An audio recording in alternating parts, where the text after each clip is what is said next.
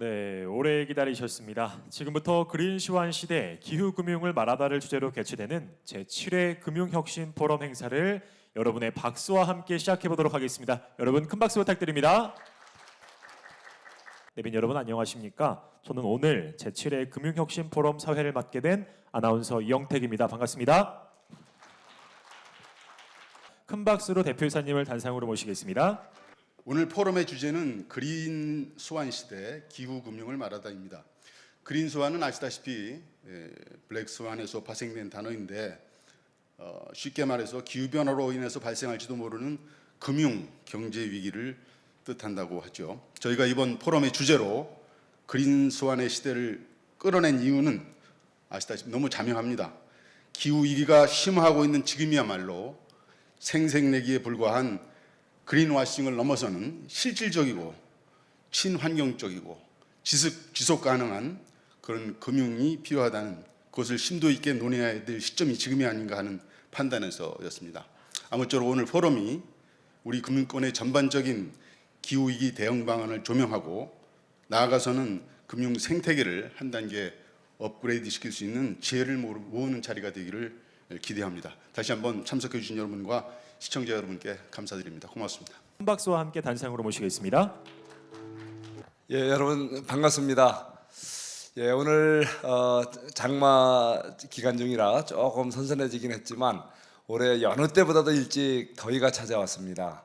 아주 폭염이 뭐 한여름이 한참 예년 같으면은 한 달여 지나야 되는데 이렇게 일찍 찾아온 더위가 많은 것을 우리를 생각하게 합니다.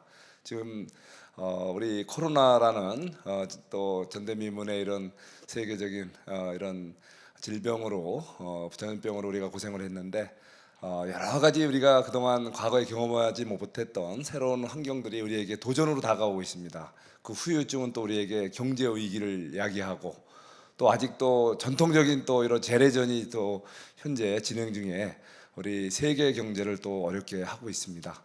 예, 이 모든 와중에서도 단기적인 현상들 그리고 중기적인 현상들 더 나아가선 정말 장기적인 이런 현상들에 대해서 우리가 냉혹한 분석과 대비가 필요하다고 저는 생각을 합니다. 현재 현안 문제는 길게 봐서는 중장기적인 문제하고 또 서로 직간접으로 연결되어 있습니다. 현명한 조직, 현명한 사회는 바로 그 먼 미래까지 내다보고 있던 섬세한 이런 문제 해결 방정식을 우리가 준비하고 풀어가야 제대로 된 문제를 해결할 수 있다고 생각합니다. 금융이라는 것은 굉장히 단기적인 것 같으면서도 또 근본적으로 또 우리 사회 미래를 준비하는 핵심 영역 중에 하나입니다. 최근에 우리 대한민국이 고도 성장을 거쳐서 이제는 성숙 경제에 들어가고 있습니다. 지금에 있어서는 어쩌면은 고도 성장기에는 눈에 보이던 부동산이 가장 중요했던 시대였다면 이제는 금융, 눈에 보이지 않는 금융이 바로 세상을 변화시키고 우리의 모든 것을 좌지우지하는 시대가 저는 왔다고 저는 생각을 합니다. 아까 제가 여기 좀 오기 전에 우리 오늘 기빈 차승석자님들과 4대강 문제를 논의한 바가 있었습니다. 4대강 정비 사업이 당시에는 대표적인 SOC 사업으로 토건 사업으로 많은 그 당시 정치적인 이슈가 됐고 많이 폄훼를 받기도 했습니다. 예, 저도 사실은 일부 문제점도 있다고 생각했습니다. 하지만 지금 와서 돌이켜 보면 4대강 정비 사업을 안 했다면 이 엄청난 홍수에 대비를 하기 어려웠을 것이고 또 이 가뭄, 호남 가뭄이 말해줬듯이 이 가뭄에 대비해서 지금 만들어놓은 물그릇에서 도서관으로 지금 많은 부족한 지역으로 물을 공급하고 있습니다. 당시엔 정치적인 이슈로 또 단순 토목 사업으로 치부됐던 이런 것들이 지금 와서 보면은 안 했다면 큰일 났을 것이다 이런 생각이 듭니다. 우리 대한민국은 그야말로 훌륭한 이런 판단을 하신 여러 가지 정책 전문가들 또 많은 서울경제신문사 그리고 서울경제TV 같은 정말 예지력이 높은 언론의 어떤 예리한 지적과 통찰력에 의해서 대한민국이 굉장히 흔들리는 것 같고 자주지 이렇게 왔다 갔다 하는 것 같아도 올바른 길을 저는 가고 있다고 생각을 합니다. 그 중에서도 아직 우리가 사회적 인식이 약한 기후 변화에 대한 대응, 그 중에서도 가장 섬세하게 단기적으로, 중기적으로, 장기적으로 영향을 주는 금융에서 바로 그런 미래 변화에 가장 중요한 그 문제를 대비하고 그것을 소위 기업 입장에서는 이윤 방정식의 내재 핵심 변수로 그거를 설정을 해서 이런 경영 이윤 방정식을 만들어서 대비한다면 바로 그 저절로 효율적으로 기후 변화에 대응하는 노력에 금융이 집중적으로 지원할 수 있는 여건이 올 거라고 생각합니다. 바로 저는 기후 금융이야말로 지금 단기적으로는 돈이 안 되는 것 같지 모르지만 중장기적으로는 가장 돈이 되고 가장 경쟁력 있는 미래 성장 동력이 전 될 거라고 확신을 합니다.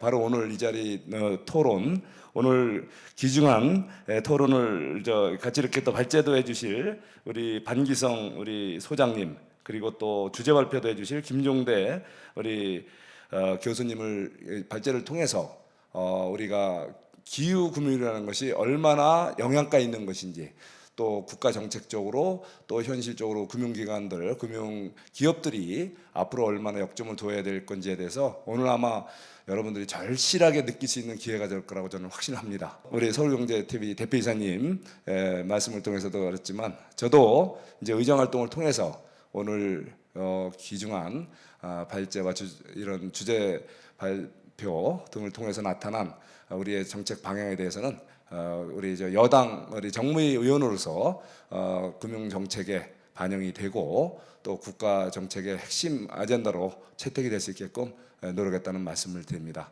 현재는 세계자연기금 한국본부 사무총장으로 재직 중이십니다. 큰 박수로 총장님을 모시겠습니다. 우리 특히 남한 같은 경우에는 뭐 1,000만 헥타르 정도의 그 작은 땅덩어리밖에 가지고 있지 않습니다. 그런데 우리가 한국에서 사용하고 있는 자연 자본은 굉장히 큽니다. 제가 이야기하는 것은 그냥 단순하게 자연 자본이 아니라 그 자연 자본 안에는 우리가 뭐 사용하고 있는 석탄이라든지 뭐 그런 화력 그 발전을 위한 그 원료까지 다 포함을 시켜서 제가 말씀을 드리는 것입니다. 그런데 우리가 이제 이 생산을 해서 우리만 쓰는 게 아니라 또 수출까지 하고 있죠. 그렇게 해서 우리가 사용하고 있는 것들은 굉장히 큰데 이 자원들이 다 어디서 나느냐? 우리나라가 아니라 다른 지역에서 나온다는 이야기죠. 그 이야기는 전 세계적으로 이런 문제가 터졌을 때 우리는 그런 것을 공급을 받을 수 있는 그 공급망이 훼손이 되고 이거는 우리의 경제에 문제가 됩니다. 또 하나 기업들은 이것을 해서 수출을 하게 됩니다. 그러면 수출을 하는데 최근에 EU에서 어떤 이제 법이 EU 의회에서 법에 합의를 했냐면 deforestation 즉 산림 파괴가 된 2020년 이후에 산림 파괴가 된 데에서 생산이 된 soft commodity는 더 이상 EU로 수입을 금한다.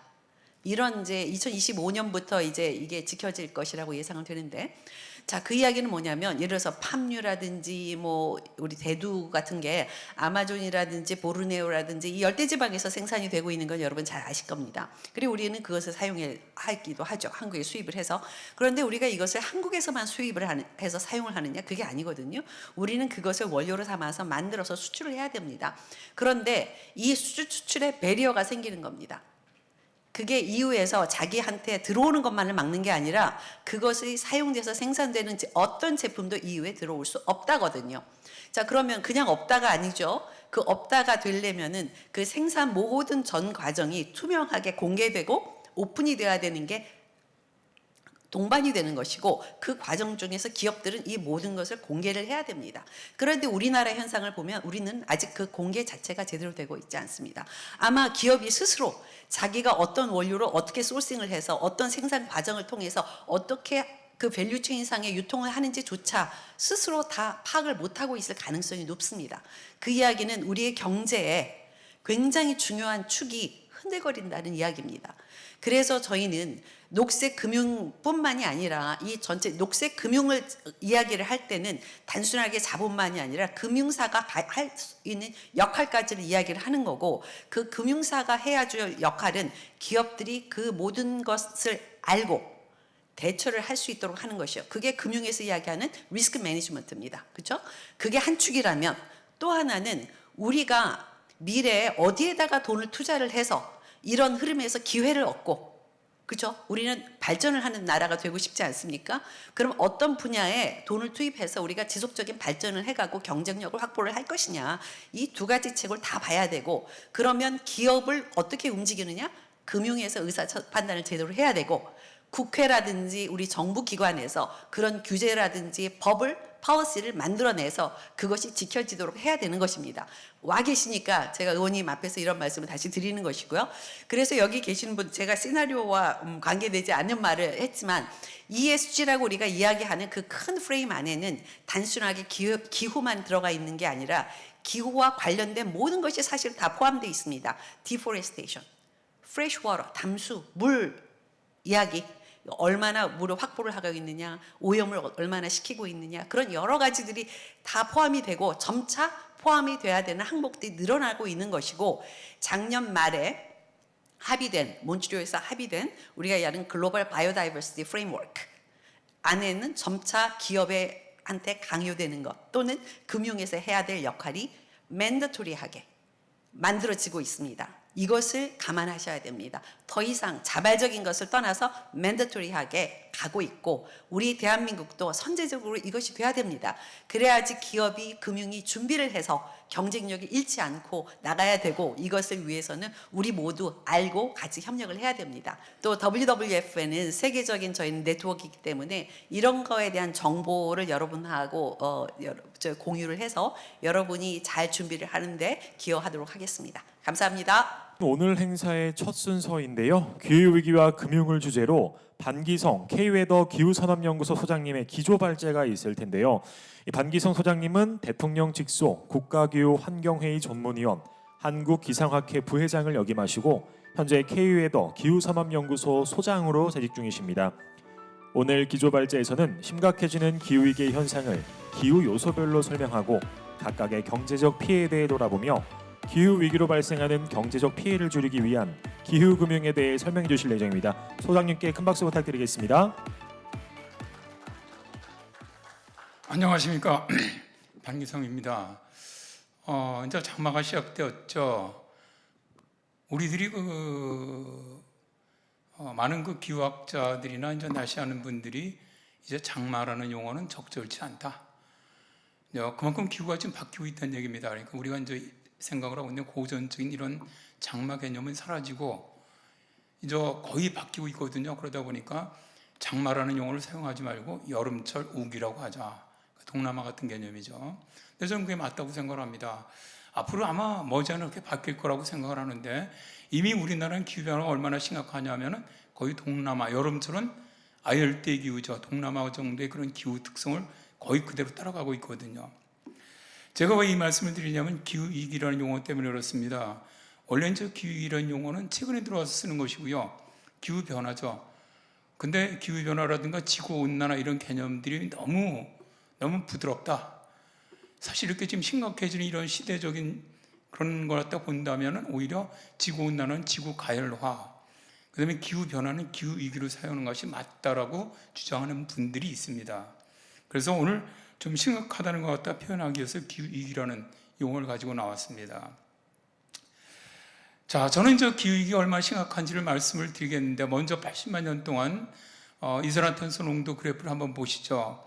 갈색으로 되어 있는 것이 이산화탄소 농도 변화고요. 다음에 청색으로 표시되는 게 온도 변화입니다. 80만 년 동안 대개 온실가스 중에서 가장 주요한 역할을 하는 것이 이산화탄소죠.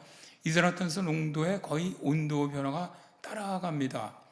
그래서 80만 년 동안 이산화탄소 농도가 300ppm을 넘어섰던 적이 거의 없죠. 제일 높았을 때도 300ppm 전후 정도를 기록을 하다가 이게 최근에 산업혁명 이후로 이산화탄소 농도가 급격히 상승을 하면서 420ppm을 넘어섰습니다. 그러니까 기온은 아직 거기에 따라가지 않지만 우리가 80만 년 동안 이산화탄소와 기온의 변화 추세를 본다면 기온은 급격하게 따라 상승할 것이다. 지구 역사상 가장 빠른 온난기였던 에오세 때보다 지금 현재 20배 이상 굉장히 빨리 가열화되고 있습니다. 자, 그래서 폭염으로 전 세계 경제적 피해가 약 22년 동안에 16조 달러가 발생을 했다라고 발표를 했는데, 다트머스 대학 연구에서 이게 이제 이런 경제적 피해는 여러 가지가 있습니다만 폭염으로 인한 피해는 당장 노동력 상실이라든가 온열질이라는 건강 비용이라든가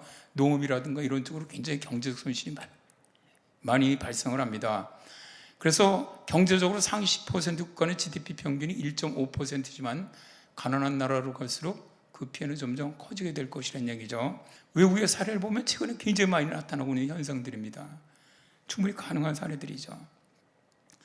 그래서 물과 관련된 채널로 경제적 피해가 급증하고 있는데 국제공학 환경 컨설팅 기업에서 예측을 한 걸 보면 2050년까지 일단 홍수로 인해서 물과 관련된 거죠. 아까 사무총장님은 물과 관련된 피해가 크다고 말씀하셨는데 가뭄이라든가 홍수라든 마찬가지겠지만 약 7,500조 원의 경제적 피해가 발생을 할 것이다. 다음에 태풍입니다. 기후변화로 수포 태풍이 증가를 하고 있는데 자, 올해도 우리가 2호 태풍이 초강력 태풍, 수포 태풍으로 발달을 했죠. 우리나라 영향주 일본 남쪽으로 지나갔지만 5월 태풍으로 아주 이례적으로 수포 태풍까지 발달했거든요. 근데 문제는 이러한 태풍의 강력한 지역이 중위도로 북상하고 있다는 얘기입니다. 예전에는 대개 북위로 하고 한 5도에서 15도 사이에서 태풍이 되게 발생을 했는데 또 강력한 지역들이 지금은 거의 25도에 30도 정도에서 아주 강력한 그런 지역이 북중위도로 북상을 했습니다. 이 얘기는 우리나라 쪽까지 올라오는데 리드 타임이 굉장히 짧아지면서 피해가 입을 가능성이 매우 크다는 것이고요. 자, 태풍 피해액이 최근에 들어와서 슈퍼 태풍이 발생하면서 아주 급상승하고 있는데 2020년 작년 슈퍼 허리케인 이안 같은 경우는 168조 원. 우리나라 같은 경우는 지금까지 가장 태풍 피해가 컸던 게 루사죠. 5조 2천억 원 정도였었죠. 근데 최근에 슈퍼 태풍도 한번 발생하면 거의 최소한 100억 원, 100조 원이죠. 100조 원 이상의 경제적 피해를 가져오고 있습니다. 우리나라를 포함한 이 동아시아 지역으로 올라오는 태풍도 계속 강력해지는 그런 특성을 보이고 있죠. 다음에 사막과 가뭄입니다. 제가 아까 기온이 올라가면 비가 많이 내린다는데 이제 문제는 뭐냐면 기후변의 특징이 비가 많이 오는 지역은 더 많이 오고 가무는 지역은 더 가문다는 겁니다. 양극단으로 변해가죠. 그러니까 가무는 지역은 가물어서 죽어나가는 것이고 비가 많이 오는 지역은 비가 많이 오기 때문에 피해를 크게 입게 되는 것인데 만성적인 토지 황폐로 해서 지구의 40% 땅이 사막화 황폐가 되고 있고 이것은 현재 인류의 절반에 영향을 주고 있고 세계 GDP의 절반을 위협하고 있다.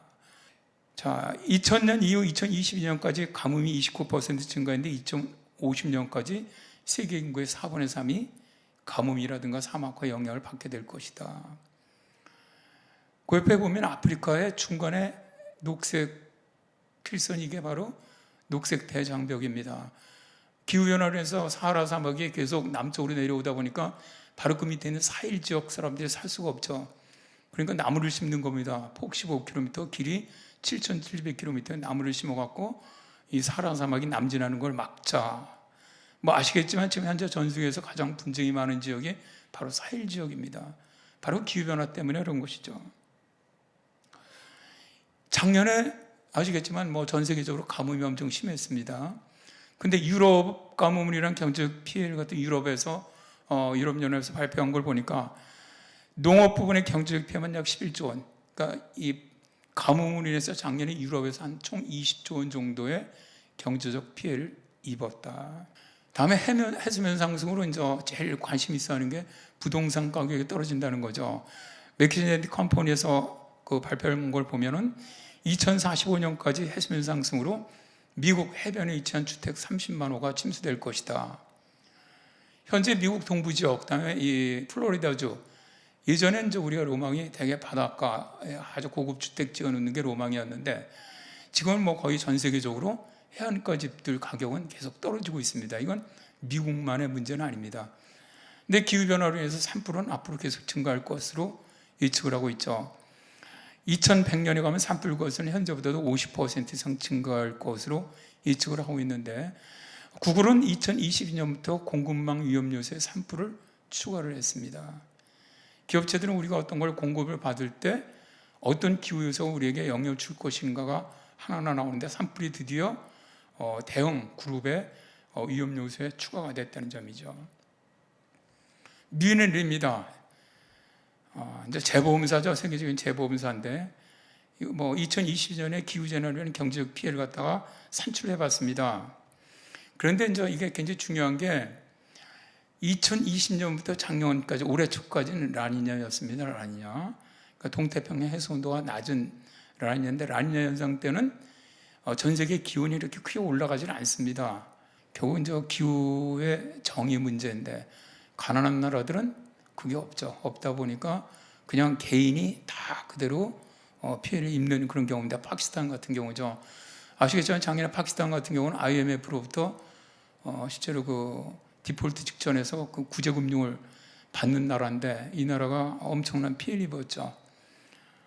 근데 뭐 사실 그래서 작년에 이제 27차 당사국 총회에서 파키스탄 그쪽에서 아주 강력하게 손실과 보상을 들고 나왔던 건데 어쨌든 우리나라도 작년에는 흰남노로 인해서 1조 7,300억 정도 재산 피해가 발생을 했습니다. 근데 미래는 기후변화로 해서 결국 보험사 이런 손실액은 계속 더 크게 증가를 하게 될 겁니다. 그러니까 사실 경제적인 피해에서 왜 제가 보험사 손실을 가지고 나왔느냐 하면은 결국 기업들이 보험하고 굉장히 밀접한 관계를 갖고 있거든요. 또 금융이 아주 큰 하나의 파트이기도 하고요. 그러니까 이런 것들, 식량 부족, 그다음에 전염병, 앞으로 이 기후변화로 해서 앞으로 팬데믹도 조만간 또 올 것이라고 예측하는 분들도 많죠. 근데 결국은 이런 것들이 아까 얘기했지만 기후 정의 측면에서 불평등이죠. 그러다 보니까 결국 부정적인 영향은 앞으로 더 증폭돼 나갈 것이다. 그런데 이제 많은 그런 예측 기관, 특히 이제 IPCC도 예측을 했지만 아시아가 가장 이 피해가 큰 지역으로 클 것으로 예측을 하고 있다는 얘기입니다. 10년 후에 10년까지 가장 경제적 리스크가 뭐가 되겠냐 해서 1, 2, 3, 4, 5, 6, 7, 8, 90 쭉 나왔는데 그중에 네 번째까지가 대개 기후 위기에 연관된 그런 항목입니다. 1번이 기후변화 완화 실패, 2번이 기후변화 적응 실패, 3번이 자연재해와 극단적인 기상이변입니다. 이러한 것들이 결국 전 세계를 갖다 움직이고 있는 이런 많은 경제인들이 결국 전 지구적으로 가장 큰 리스크를 가져올 것이 기후위기라고 보고 있다는 얘기죠. 근데 이 기후변화로 해서 엘니뇨가 점점 갈수록 강해지고 있거든요. 올해도 슈퍼 엘니뇨로 지금 갈 것으로 예상하고 있는 이유가 사실 라니냐였음에도 불구하고 작년에 해수 온도가 가장 높았거든요, 역대. 그렇기 때문에 올해는 슈퍼 엘니뇨로 갈 확률이 훨씬 더 높아지고 있는 건데 결국 세기 말까지 경제적 손실이 약 84조 달러 정도가 될 것이다. 사실 상상하기 어려울 정도의 경제적 피해가 발생할 것으로 예상을 합니다. 그래서 이제 기후변화 저지 노력을 해야죠. 이게 바로 뭡니까? 이제 탄소 중립이죠. 탄소 중립을 해갖고 우리가 정말 이 지구 기온 상승을 때 1.5도 이내에서 억제를 하자. 바로 그런 겁니다. 근데 기후변화 저지 노력을 우리가 하지 않는다면은 2070년까지 딜로이트에서는 21경 4천조 원의 경제적 피해가 예상된다. 그다음에 지구 기온이 산업화 이전 대비 3도 오른다면 전 세계 모든 지역에서 경제 성장이 저해가 되는데 특히 아시아 태평양 지역의 경제적 피해가 가장 클 것으로 예측을 했습니다. 그런데 만일 지구온난화, 그러니까 지금 1.5도 상승해서 정말 우리가 성공한다, 억제, 그 이상 못 올라가게 한다면은 30년 동안에 안에 산업혁명과 맞먹는 수준의 경제적인 부양 효과가 발생을 하고 만일 2050년에 탄소 중립을 이룬다면은 5경 1,800조 원의 이익이 발생할 것이라고 예측을 했는데 문제는 이제 2050년까지 1.5도 상승을 막는다는 건 거의 다 불가능하다고 지금 다 보고 있죠. 그건 어렵다고 보고 있고 한 번 이상은 최소한 앞으로 3, 4년 이내에 1.5도 이상 올라갈 것으로 예상을 지금 다 하고 있습니다. 우리나라 금융도 기후변화를 금융 리스크로 관리해야 한다. 그래서 이제 이 당시에 금융위원회에서 기후변화로 인한 금융 리스크 사례를 미세먼지는 질환 발병률이 상승한다. 장마 같은 경우는 자동차 침수 피해가 급증한다. 폭염 같은 경우는 농산물 피해가 있다. 온실가스 감축, 탄소 배출권 가격 상승, 탄소 배출 기업에 대한 대출 은행의 건전성 악화가 있다. 글로벌 기후금융의 성장이 IPCC에서 발표한 걸 보면 2013년 3,390억 달러에서 2020년에 6,400억 달러로 기후금융이 늘어나고 있다. 근데 이 중에 민간 기후금융이 반 이상을 차지하는데 특히 감축금융, 주로 현재는 기후금융은 감축금융 쪽으로 거의 편중돼 있습니다. 그다음에 이번에 네덜란드 연금자산 운용이 좀 했던 게 우리나라 한국전력에 대한 투자를 철회를 했죠. 근데 우리나라 기업들에게 기후위기 대응을 촉구하는 그런 서한을 발송하기도 합니다. 이제는 이러한 투자사들이 적극적으로 나서서 세계적인 기업들이 실제로 탄소 중립으로 나갈 수 있도록 선도해 나가겠다는 것이겠죠. 은행 건전성이 악화되면서 2040년 이후에는 아주 급격하게 은행 건전성이 악화될 것으로 예상을 합니다. 따라서 은행들은 이행 리스크에 선제적으로 좀 대응해야 되겠다. 저는 그렇게 느끼는데 아직도 우리나라 많은 분들이 우리나라는 기후위기로부터 안전할 거로 생각하는 것 같습니다. 그런데 제 생각은 그렇습니다. 아마 10년 이내에 정말 못 볼 꼴을 볼 겁니다. 우리나라도 정말 이런 말도 안 되는 현상이 일어날 수 있어? 그럴 겁니다. 우리가 같이 다 대비를 해야 합니다. 자, 이걸로 발표를 마치도록 하겠습니다. 고맙습니다. 네, 지금까지 기후위기와 금융을 주제로 강연해 주신 반기성 소장님께 다시 한번 큰 박수 부탁드리겠습니다. 이번 순서는 기후금융과 기술혁신, 탄소중립 달성의 핵심 수단을 주제로 김종대 인하대학교 녹색금융대학원 교수님의 주제 발표가 있겠습니다. 큰 박수로 교수님 모시겠습니다. 예, 안녕하세요. 인하대 김종대 교수입니다. 이 분야를 오랫동안 연구를 했고 그리고 우리나라에서 유일하게 최초로 녹색금융대학원을 운영하고 있는데요.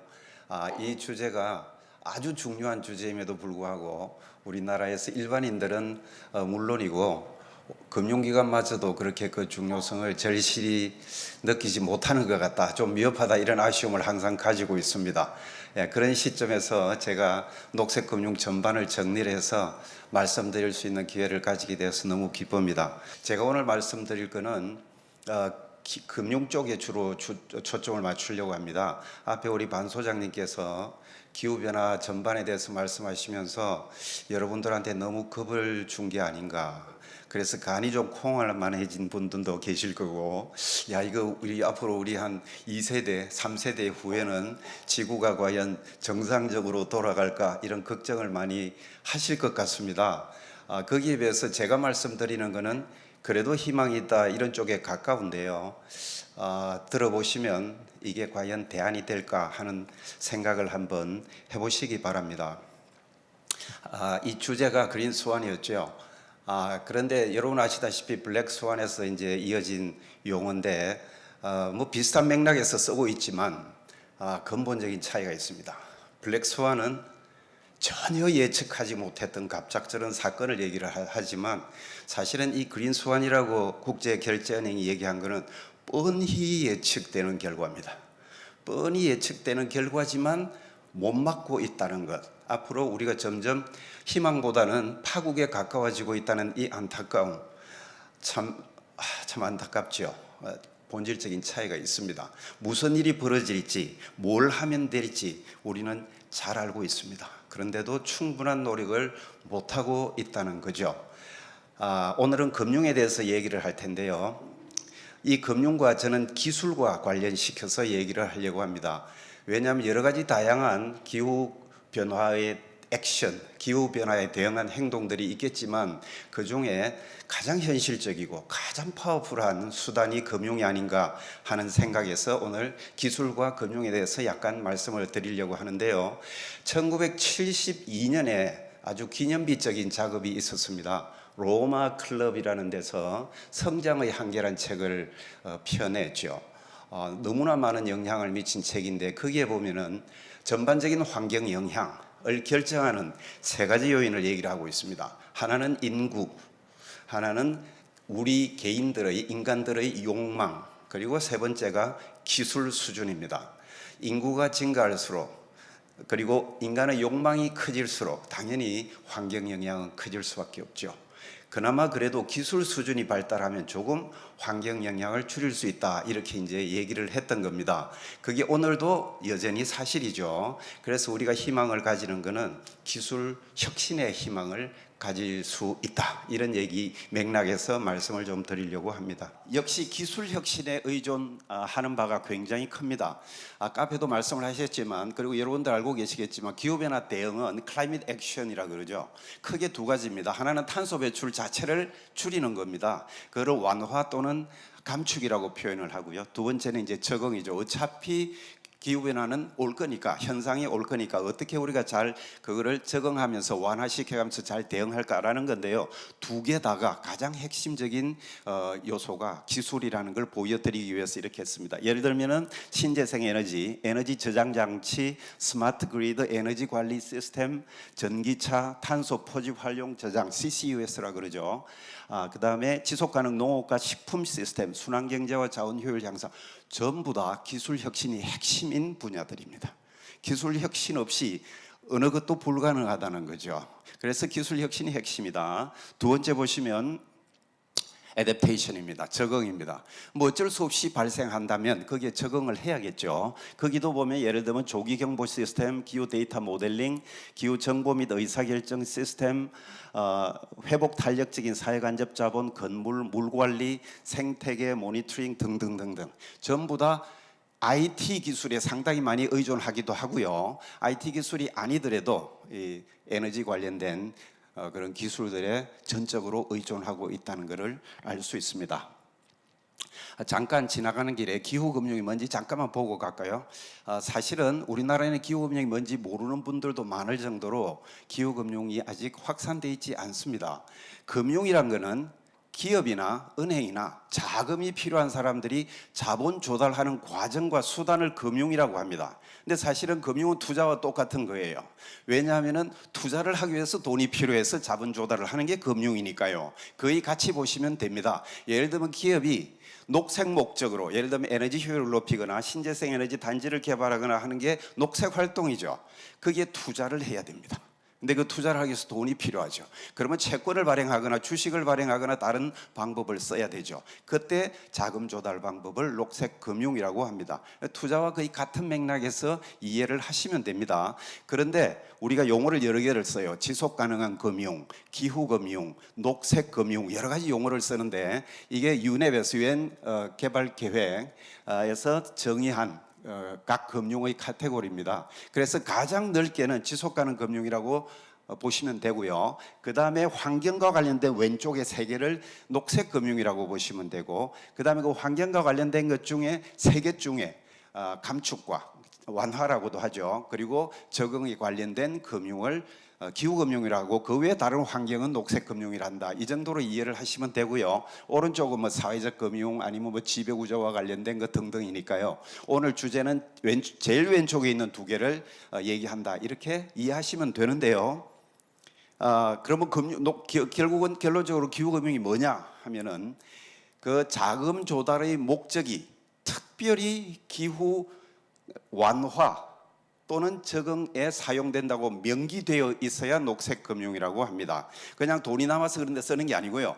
자금 조달할 단계부터 우리는 신재생 에너지에 투자합니다. 또는 에너지 효율 향상에 투자합니다고 반드시 명기를 하고 자본 조달을 합니다. 가장 대표적인 수단이 녹색 채권이 되겠죠. 녹색 채권으로 자금 조달한 건 다른 용도에 절대 쓸 수가 없습니다.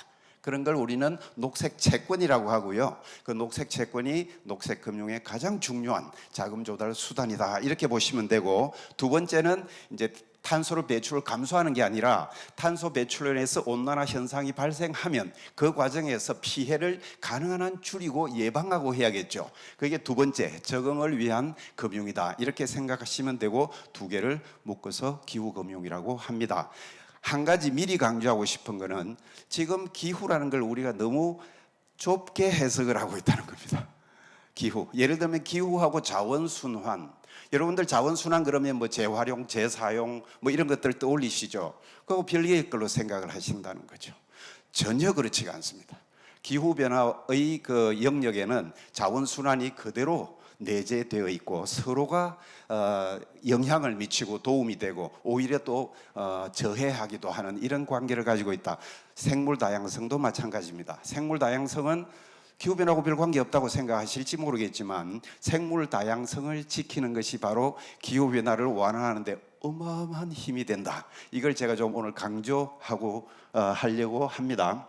여기는 제가 금융에 대해서 얘기를 했는데 맥킨지라는 유명한 컨설팅 회사죠. 금융이 어마어마하게 많은 자금이 필요하다라는 얘기를 이제 보고서에서 쓰고 있는 거예요. 제가 이 구체적인 내용은 다 말씀을 드리지 않겠지만 이런 거죠. 2050년까지 지금 우리가 금융이 이루어지고 있습니다. 저한테 많이 물어요. 그러면 지금 금융이 실제로 기후변화의 완화와 적응에 현재 도움이 되고 있느냐? 당연히 도움이 되고 있습니다. 어마어마한 도움이 되고 있습니다. 그리고 선진국 시장에서는 이 금융이 특히 녹색 금융을 중심으로 한 이 GSS라고 합니다. 제가 좀 이따 설명을 드릴 텐데 금융이 굉장한 기여를 하고 있는 거죠. 어디서 볼 수 있느냐? 여러분들이 알고 있는 가장 먼저 떠올리는 예를 들면 전기자동차나 배터리 같은 경우 있지 않습니까? 그게 기술 혁신 없이 금융 없이는 절대로 불가능한 거죠. 그게 지금까지 잘 이루어져 왔다는 겁니다.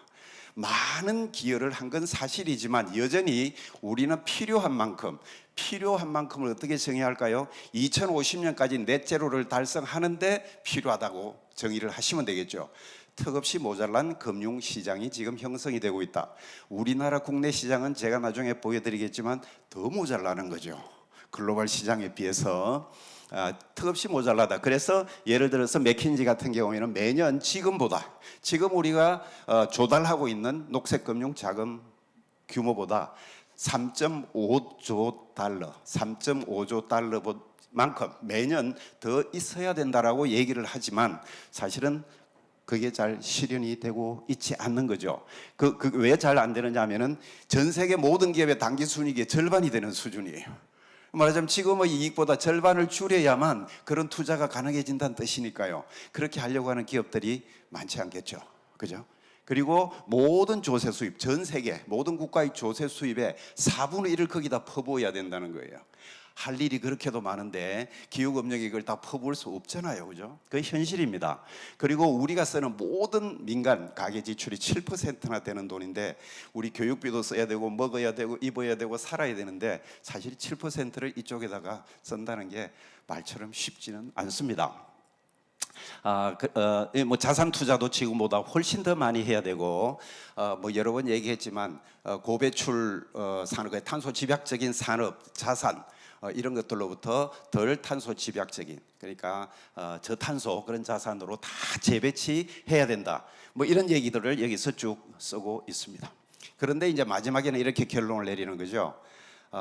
결국은 이런 트렌드를 미리 전향적으로 예측하고 대응하지 않으면 제일 밑에 보시듯이 글로벌 GDP의 20%를 차지하는 이 다배출 부문, 그러니까 뭐 철강, 석유화학, 시멘트 뭐 이런 것들이 되겠죠. 이런 산업들은 수요도 줄어들고 생산 원가가 높아지고 고용이 줄어드는 이런 아주 심각한 영향을 받을 거다. 이런 얘기로 이제 결론을 내리고 있습니다.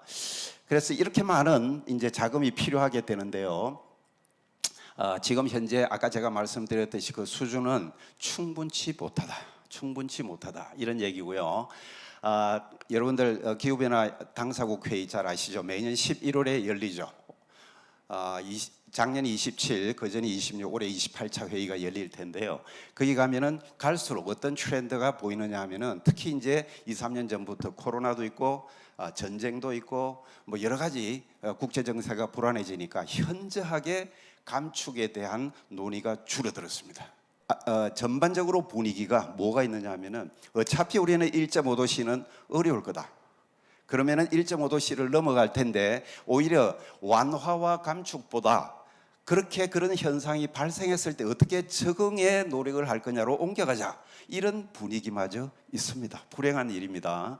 그런데 그러면서 같이 논의된 얘기가 뭐냐 하면은 그러면은 그 피해를 입는 원인 행위를 하는 사람과 피해를 입는 국가가 다르잖아요. 그게 제일 큰 문제잖아요. 그러니까 저소득 국가들, 개도국들, 도서 국가들 이런 나라들은 원인 행위를 하지 않았지만 결과를 입잖아요. 근데 전에는 어떻게 해서든 감축하고 적응하도록 도와주자 하다가 이제는 어떤 논의가 시작됐느냐 하면은 그 사람들한테 보상을 해주자. 그게 로스 앤 데미지 펀드라는 새로운 펀드에 관한 얘기입니다. 그래서 그 펀드를 만들어 가지고 거기서 직접 보상을 해주자라는 얘기를 옛날에는 안 하다가 처음 하기 시작했다. 어떻게 보면 참 페어하고 공정한 얘기지만 한편으로 보면 참 안타깝고 불행한 얘기다. 이렇게 보실 수도 있는 겁니다. 근데 우리 여러분들 인천에 가면은 제가 거기 많은 그 제자들도 두고 있고 일을 같이 하고 있지만 GCF라고 있습니다. 그린 클라이밋 펀드죠. 녹색 기후 기금인데 출발할 때는 한 8년 전, 9년 전인가요? 아주 야심차게 출발했죠. 근데 그 성과는 참 실망스럽습니다. 처음에는 1,000억 달러, 연간 1,000억 달러입니다. 1년에 1,000억 달러 기금을 만들겠다 그랬는데 지금 보시면은 1년에 1,000억이 아니라 70억 달러. 그것도 2020년을 보시면은 집행된 거는 18억 달러 이렇게밖에 안 됩니다. 완전한 실패죠. 수치상으로 보면 완전한 실패입니다. 그래도 여전히 증가하고 있다는데 조금 희망을 가져야겠죠. 아까 말씀드렸듯이 작년에 있었던 기후변화 당사국 회의는 여러 가지 의미에서 실패였습니다. 누구나 다 인정하는 실패였죠.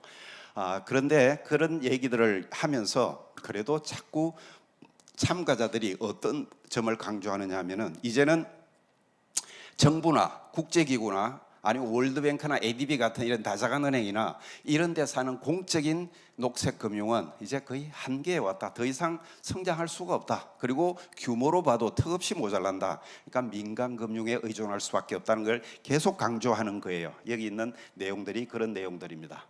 그래서 민간 금융이 녹색 금융으로 많이 전환되어야 된다는 걸 계속 강조하는 거죠. 그리고 그게 사실입니다. 그리고 그게 유일한 희망이라고 봐야겠죠. 뭘 녹색 금융이라고 그러지? 아까 제가 녹색 채권은 말씀을 드렸잖아요. 그럼 녹색 채권밖에 없나? 이렇게 생각하시겠죠.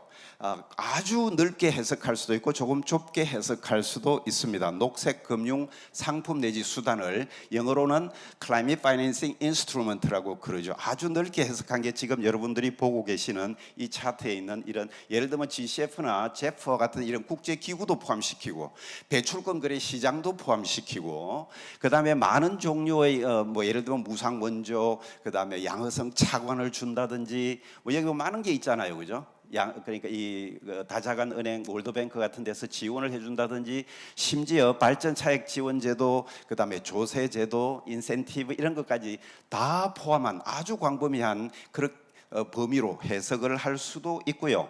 조금 더 좁게 기후금융 상품 수단을 정의를 하자면 여기 보시듯이 우선 탄소 가격 메커니즘, 탄소 가격이라는 것은 탄소의 가격을 매긴다는 얘기거든요. 뭐 좀 익숙하지 않은 개념이죠. 말하자면 1톤당 배출하는데 어떻게 해서든지 계산을 해가지고 그걸 시장에서 거래하게 만들자. 그게 배출권 거래 제도입니다. 그리고 톤당 가격을 매겨서 기업들한테 탄소 배출을 하는 대신 세금을 내도록 만들자. 그게 탄소세예요. 이게 아주 중요한 수단으로 지금 실제로 운용이 되고 있죠. 그 다음에 소위 말하는 CDM이라고 하는 개도국에 가서 탄소를 줄이고 그 크레딧을 우리가 받는 그런 청정개발 체제, 발전 차익 지원 제도, 녹색 채권, 에너지 효율을 높이는 금융 등등 이런 것들이 우리가 얘기하는 감축 내지는 완화를 위한 녹색 금융 수단이다. 이렇게 얘기를 하시면 되고요. 오른쪽에는 적응인데요. 사실은 많은 분들이 감축은 조금 그래도 익숙한데 적응은 굉장히 생소하게 생각하세요. 근데 사실은 적응이 굉장히 중요하죠. 왜냐하면 적응이란 것은 인간의 초점을 맞추는 겁니다. 개별 인간에. 예를 들면 도서 지역의 주민이라든지 아니면 홍수가 많이 나거나 산불이 나는 지역, 농산물이 급격하게 수확이 줄어드는 사람들, 그 사람들의 그 삶과 그 생활 수준과 이런 거를 어떻게 우리가 보상을 해주거나 예방을 해야 되는 이게 굉장히 중요하거든요. 근데 그 일반적으로 지금까지는 녹색 금융이 대부분 거의 전 세계 평균을 보면 80-90% 정도가 축소나 아니면 완화에 사용됐지 적응에는 비교적 적은 금액이 사용됐다고 얘기할 수 있는데요. 어쨌든 기후 회복 채권, 보험 연계 증권, 대재해 채권, 기후 위험 보험, 회복 금융 수단, 미소 금융, 자연 기반 해법 금융 수단 뭐 이런 것들이 있습니다. 뭔지 잘 모르시겠죠. 저도 잘 모릅니다. 근데 이런 상품들이 있습니다. 그 다음에 이제 용어를 하나 제가 설명을 드리고 싶은데요. GSS 또는 GSSS라고 합니다. 어떻게 보면 가장 핵심 수단입니다. 기후금융의 가장 핵심 수단, 가장 일반적이고 가장 큰 시장을 차지하는 것을 GSS 또는 GSSS라고 하는데 G는 그린입니다. 지속가능성이란 것은 환경과 소셜한 걸 합쳐서 부릅니다. 그래서 녹색, 그러니까 환경 개선을 위해서 조달하면 그린 파이낸싱이라 그러고, 소셜한 목적, 뭐 고용이라든지 아니면 삶의 질 향상이라든지 교육이라든지 등등 소셜한 목적으로 사용되는 채권은 소셜 채권이라고 그러고요. 그 두 가지를 동시에 달성하는 것을 지속가능 채권이라 그럽니다. Sustainability Bonds라 그러고요. 네 번째 S는, 세 번째 S는 조금 의미가 다릅니다. 그 자금을 조달해서 환경이나 사회적인 목적으로 쓰려고 하는 게 아니에요. 그런 목적으로 전혀 쓰는 게 아니라 자금은 조달해서 내가 마음대로 쓰는데 그 자금 조달 조건이, 예를 들면 발행 이윤이라든지 만기라든지 이런 조건이 우리가 제시한 환경이나 사회적 성과를 달성하면 그 기업에 굉장히 유리해지고요. 달성 못하면 투자자들한테 이자율이나 수수료를 더 많이 줘야 되는 조건부 채권입니다. 최근에 굉장히 많이 발행되고 있습니다. 전 세계적으로 급격하게 증가하고 있는데 우리나라는 아직 한 건도 발행되지 않았습니다. 우리나라에서는. 근데 이게 지금 많은 인기를 얻고 있는 네 번째 채권. 그래서 이걸 다 합치면 GSSS라고 하는데요. 우리나라는 ESG 금융 또는 ESG 채권이라는 말을 씁니다. 우리나라에서 사실은 ESG 채권이나 ESG 금융은 없는 용어입니다. 외국에서는 쓰지 않고요. 우리나라에서 그냥 씁니다. 그리고 별로 적절하지 않습니다. 왜냐하면 ESG 할 때 G는 가버넌스인데요. 가버넌스와 관련된 채권이 아니거든요, 이게. 그래서 적절한 용어가 아니고 세계적으로 통용되는 용어는 GSS 채권. 이게 통용되는 거다. 이게 가장 대표적인 금융 상품이다. 이렇게 보시면 되고요. 그 중에 특별히 기후, 뭐 환경이 여러 가지 주제가 있으니까요. 그 중에 특별히 기후와 관련된 게 기후 채권이다. 이렇게 보시면 됩니다. 자, 그래서 이 GSS 채권과 연계 채권이 얼마나 많이 발행되었느냐 그래프에서 보여주고 있죠. 급격히 증가하고 있습니다. 급격히 증가하고 있는데 색깔은 이게 녹색이 이 녹색 채권이고요. 이 녹색 채권, 그 다음에 파란색이 옅은 파란색이 소셜 채권입니다. 사회적 목적을 달성하기 위한. 그 다음에 두 개가 합쳐 있는 게 서스테이너빌리티고 지속가능 연계 채권은 상대적으로 적습니다. 이런 이제 추세를 보이고 있고요. 녹색 채권이 한 64%, 신흥국이 한 15%. 그 다음에 이거는 이제 2023년 1사분기만 한 거기 때문에 연간으로 환산을 해보면은 2022년보다 굉장히 빠른 속도로 증가하고 있습니다. 이만큼 녹색 채권 시장이 급격히 성장하고 있습니다. 우리나라도 성장하는 건 마찬가지인데요. 뒤에 보듯이 규모는 상당히 작습니다. 그 다음에 여기 보시면은 발행 부문별인데 민간과 공공을 나누어 놨죠. 여기 이미 보시듯이 민간이 여기 보시면 프라이빗이죠. 가운데 있는 옅은 파란색이 민간인데 굉장히 큰 부분을 차지하죠. 아마 앞으로는 공공 부문보다 민간 부문이 비중이 훨씬 더 커질 것이라고 생각합니다. 그 다음에 이제 유틸리티 기업은 특별한 기업, 유틸리티가 수도, 전기 뭐 이런 것들이죠, 그죠? 물, 이런 전기, 이런 것들이죠. 가스, 이런 기업들 따로 모아서 채권 발행액을 봤더니 저런 추세를 보이고 저기는 압도적으로 녹색 채권이 많다는 걸 알 수가 있죠. 결론을 말씀드리면 지금 충분하지 못하다. 기후금융이. 두 번째는 민간 부분의 역할이 갈수록 더 중요해진다. 그 다음에 기후금융에는 탄소 저감과 적응 말고도 아까 말씀드렸던 다양성이나 순환경제가 중요하다. 그 다음에 선진국에서 장기적 책임 투자자들이 적극적인 수요가 있어서 지금 녹색 채권은 프리미엄이 붙어 있는 상태다. 이럴 때 녹색 채권을 많이 활용해야 되겠죠, 그죠? 자, 이 정도로 오늘 제가 녹색 금융에 대해서 전반적인 괴가를 말씀드렸습니다. 시간을 초과하지 않았는지 모르겠네요. 경청해 주셔서 감사합니다. 네, 이것으로 그린스완 시대의 기후금융을 말하다를 주제로 개최된 제7회 금융혁신 포럼의 모든 프로그램이 종료되었습니다. 그럼 저는 이만 물러나도록 하겠습니다. 지금까지 사회의 아나운서 이영태였습니다. 고맙습니다.